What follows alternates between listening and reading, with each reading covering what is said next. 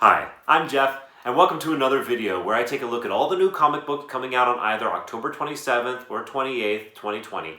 And I ask myself the question, what one new comic book would I buy this week if I could buy just one book?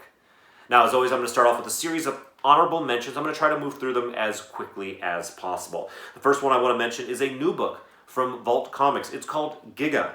Let me read the description for you. Nobody knows why the skyscraper-sized mechs known as Giga fought their bitter, centuries-long war.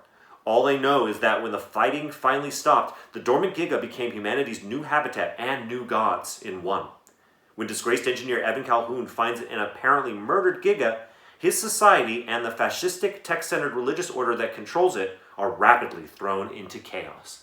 This sounds like an interesting story to me. If I was looking for a new comic book to read this week, this would absolutely be high on my list. So if you're looking for a new comic book to pick up this week, this might be one to consider. It looks pretty good. The next book I want to mention, I mention because it has a first appearance in it. And it is Batman Detective Comics number 1029. Now, how do I know this has a first appearance in it? Well, I used my own keen detective skills to read the cover and see that it says the chilling debut of the Mirror. So yeah, it's the chilling debut of the Mirror. I read Detective Comics, a few issues of it during the Joker War tie-ins. I was not impressed. Not a fan of Detective Comics, so no, I will not be picking this one up. But if you're a fan of Detective Comics, if you're a fan of Batman, and or if you're interested in a first appearance of a new character, those would all be reasons to pick up this book this week. Another book that I want to mention is another book that got on my radar through the Joker War, and that is Batgirl Number 50. Now, when I was reading this title during the Joker War, I was like, this one's pretty good, and the art style I liked a lot.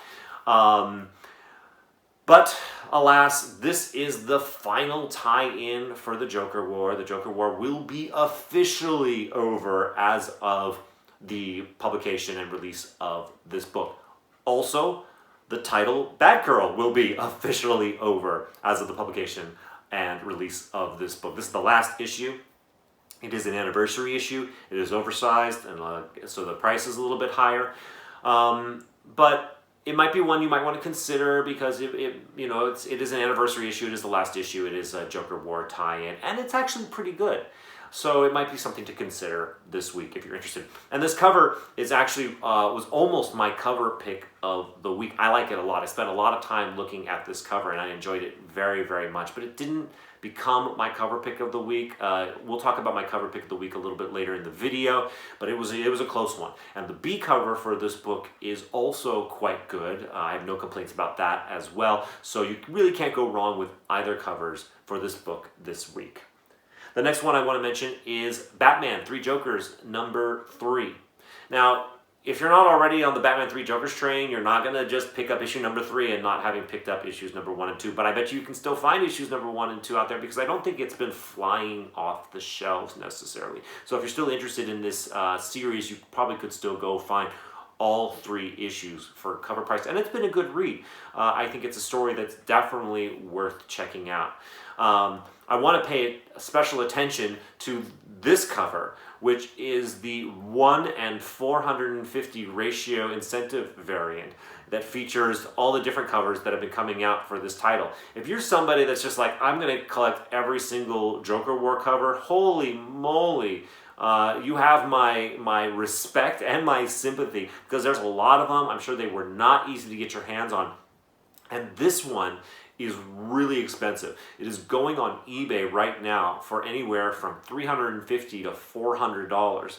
So if you spent that much on it, wow.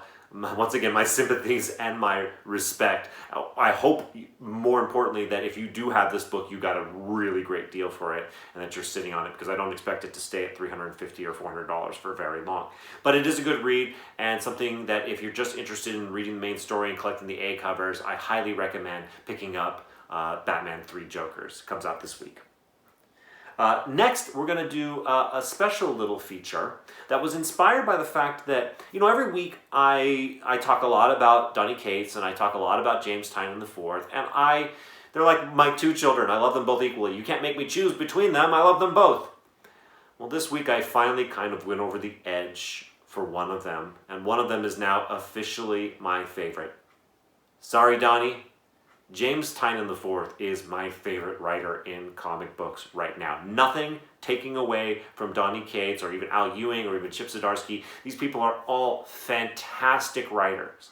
But there's just something about James Tynion IV that just makes me happy every time I read any word that he's written down on a page.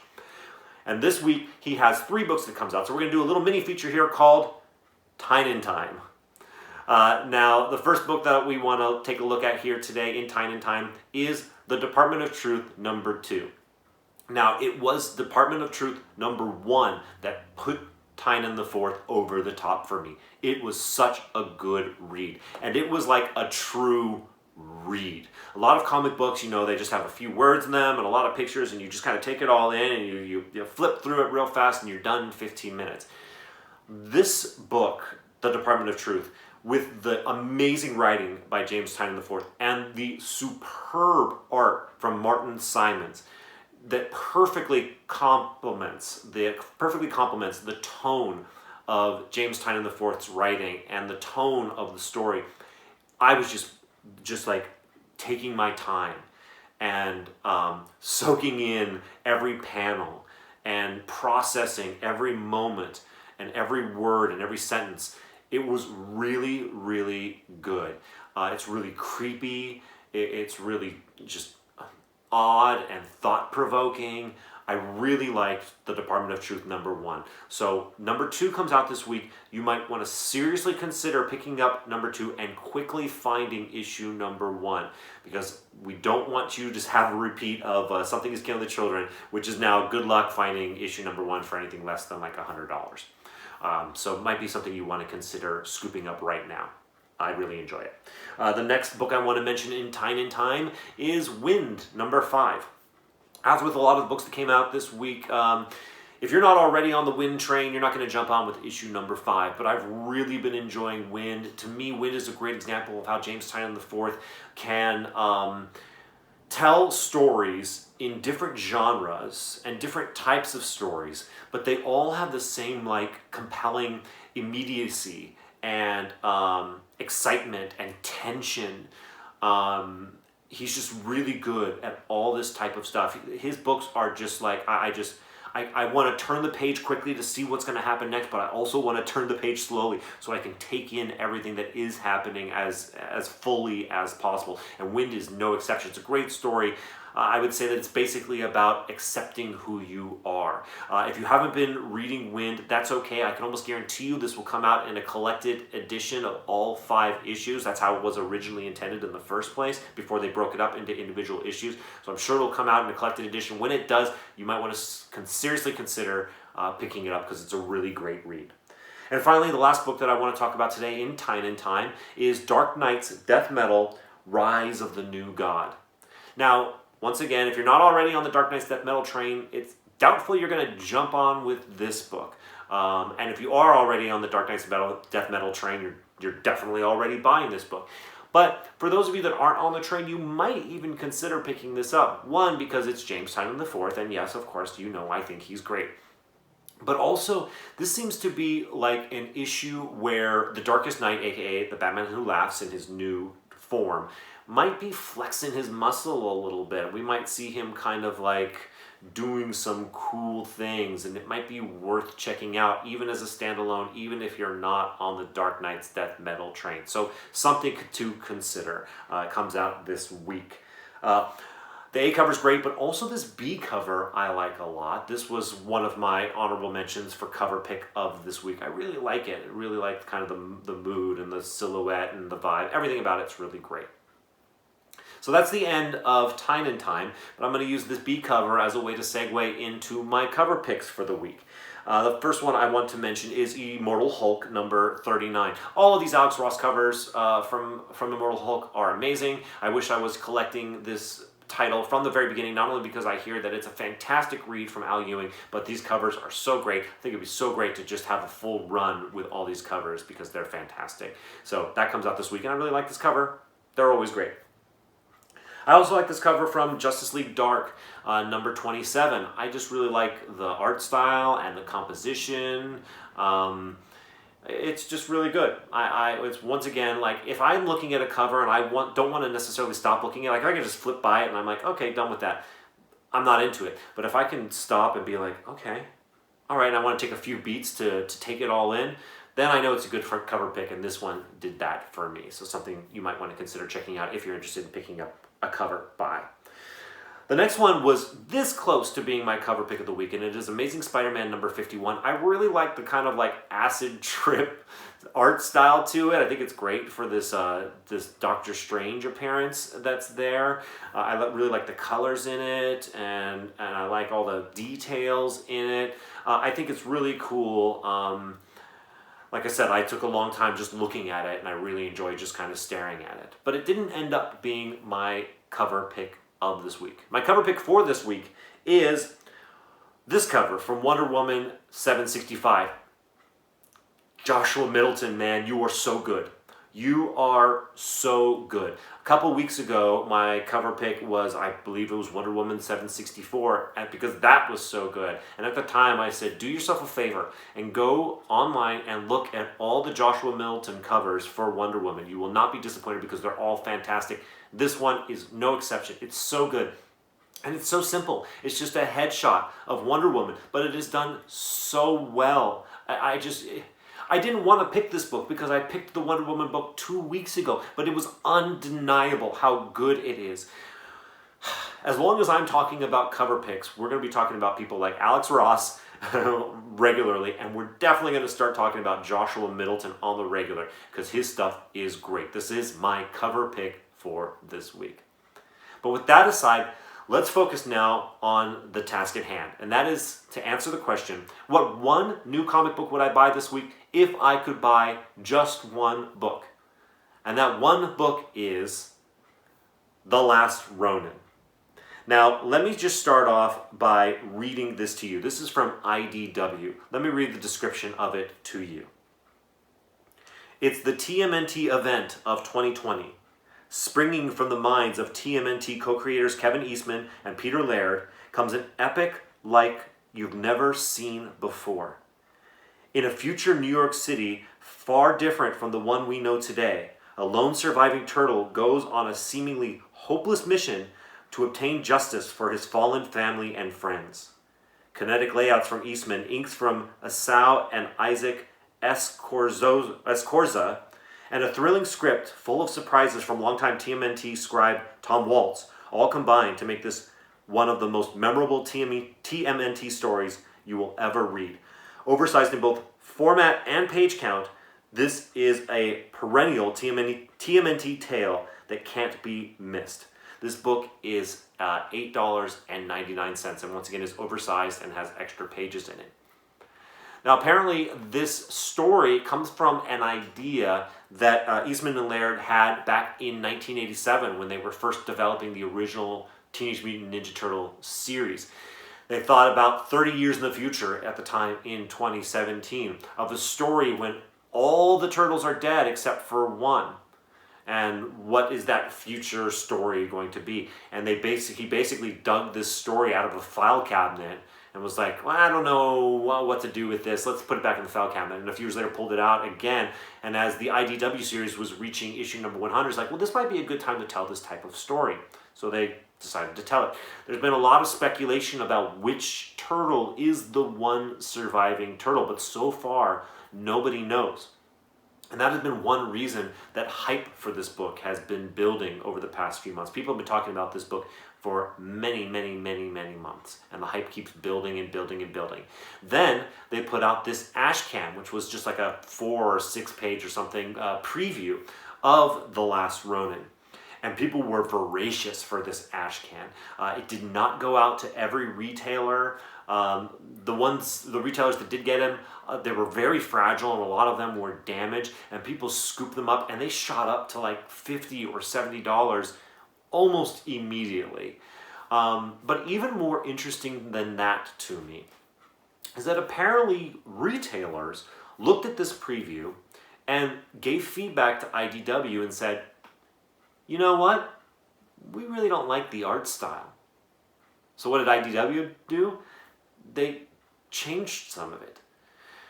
They didn't hire back the writer, the original artist for the book. Apparently, some people say, oh, it's because the art was bad. I think the more reliable story is that that artist had schedule conflicts and couldn't come back to do more art. So they got new artists to come in and punch up the art, I guess, a little bit. I find it very interesting that retailers could be like, we don't like the art, and that these artists would be like, okay, well, we'll change it. If I was an artist, I'd be like, take it or leave it, dude. Buy it or don't. But that's my art. This is my best effort. I'm not going to change it because you just happen to think it's not that great. But that's what IDW and the team behind this book did. We'll see. Maybe it'll be an improvement, but I think it actually made that original Ashcan a bit of a historical document, because I don't think that the art style is going to match that Ashcan anymore. So I could see that Ashcan being particularly valuable in the future, especially if this book increases in value, which it already has. I'm going to get to that in just a moment. To add to the hype, there was a delay caused by them going back and redoing some of the art. So what happened at one point is that IDW had to send the book to the printer.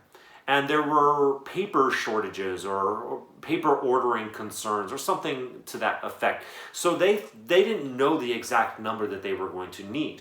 So they said, okay, well, let's think of the number it's going to be, and let's do more than that, and just make sure we're covered. We'll be fine. Well, it turns out once FOC came and went, the number of issues ordered by retailers far exceeded the number that actually got printed. So the retailers in total ordered a total of 130,000 copies of this book, but IDW did not have that many printed. So every retailer basically that ordered this book is going to get shorted on this book. If you ordered like 25, it's my understanding you're going to be lucky if you get like 19 of them. That also increased a lot of the hype around the book. And it made people be like, oh my gosh, there's going to be a shortage of this book. We got to run out and get it. And copies of this book were being pre-sold for as much as, I believe, $50. Now that has come back down to earth. I've seen listings where it's selling for $40 or $35. Like a lot of copies have sold for that amount. I see a listing right now where it's more around $25 with shipping. That seems like more realistic. But for a $9 book that hasn't even come out yet, that's already selling for $25, I mean, that's something to pay attention to. I highly recommend that if you've got a relationship with your LCS, you go contact them right away and saying, hey, are you getting this? And are they all spoken for? And can I possibly pick one of these up? Because they're going to sell out so fast. So fast. So if you're interested in this, make moves now to ensure that you get it, or show up to your comic book store on the day it opens and, be there early and hope that you get one before they all sell out, because they are going to sell out, and they are going to sell out fast. Frankly, I ignored this book for the longest time. It wasn't one I was particularly interested in. I have nothing against Teenage Mutant Ninja Turtles, but I wasn't particularly excited about it, and the hype wasn't necessarily drawing me in. But recently, seeing the way that the prices for it are jumping, I mean, I contacted my own LCS this week, and I said, hey, are you going to have copies of this? And I said, if so, can I reserve one? And I have a good relationship with my LCS, so of course they did that for me. But I could very easily see LCS as being like, oh no, they're all spoken for, or no, at this point I can't hold one for you. It's going to be first come, first served on the day. And if you go to your comic book store and they're selling this book out the gate for $25 on day one, you know what? Seriously consider turning around and walking out of that comic book store and never going back. That's a little shitty, and I know that comic books are always worth what people are willing to pay for it, and so I can't really blame people, trying to get as much as they can for the book. But on day one, I'm just not a big fan of it. But if you are willing to spend $25, $30, $35, $40 for this book and you want it badly enough, nothing against you, your choice. I do think it will drop back down to earth, because guess what? Even 130,000 copies, even if they're shorted, let's say it's 100,000, let's say it's 80,000, that is a lot of copies. This is not going to be a rare book. So I can't really see it being worth a ton of money. However, I did read an article about this book, and it does seem like it might be a pretty cool story. The idea was that it's supposed to be a story for people who were kids and discovered Teenage Mutant Ninja Turtle as kids, who are now grown up in their 30s and their 40s or whatever. And it's more of an adult Teenage Mutant Ninja Turtle story, maybe even considered R-rated. So it might be a pretty good story, and it might be a pretty good read. So I'm frankly glad that I've made moves to get a reservation of this book from my LCS. And I might recommend that you consider it as well. So for all of these reasons, that is why, if I could buy just one book this week, I would buy The Last Ronin. Well, there it is. I don't know yet how long this video it is. Hopefully it's not too long. I appreciate all of you so much, as always, for coming and tuning in for this video. I really hope that it is educational and informative and useful to you. If you enjoyed this video, a like is always appreciated. I get about 6 or 7 likes on each one of these videos. It's probably the same 6 or 7 of you, and to all 6 or 7 of you, I thank you so much. I appreciate it. It's very encouraging. If this is the first one of my videos you're seeing, welcome. Thank you so much for watching. I highly recommend that you hit the subscribe guy right here and hit the notification bell. I make these videos every week, and I also make Test Your Comic Book Rating Skills videos. Then I'm going to have a few of those coming out, so keep an eye out for those. Thank you so much for watching this video. I'll see you in the next one.